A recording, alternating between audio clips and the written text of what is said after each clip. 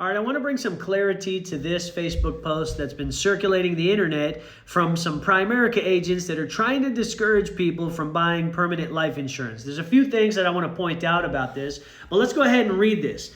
She says her whole life policy was purchased in 2019. She paid $86 per month.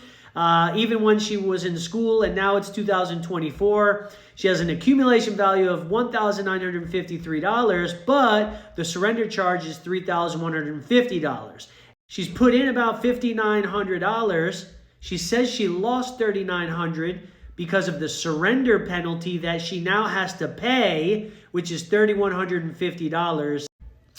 Few things I want to point out. Number one, this is not a whole life policy because whole life policies do not have surrender charges.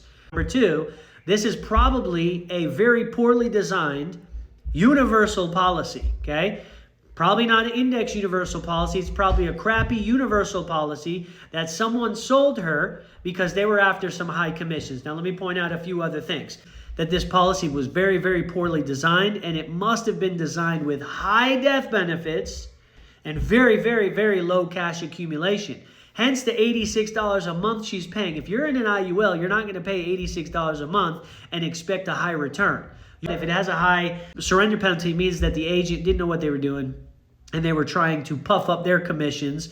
And that's the thing that I really hate about this insurance industry. There's a lot of agents out there that know nothing about how to structure policies with low death benefits and high cash value accumulation strategies, and they're just trying to make a quick buck. And I want to just mention something. If you were the agent that designed this policy, your license should probably be revoked because you're hurting people, you're not helping people. And so if you have a policy where you're paying a little bit of money and you have a lot of death benefits, and if it's not a term, if it's a permanent policy, you got scammed, you got screwed over. Let me know. I'd be happy to do a policy review and check your policy to make sure you're in the best policy possible. Sometimes it is a better idea just to cancel your policy, take the loss, and start a policy that's actually going to accumulate and make you money in the long run. And if you're a Primerica agent and you are pushing this post around trying to persuade people not to buy permanent life insurance because you peddle term and invest the difference, your license should be revoked because you're not helping people, you're hurting people.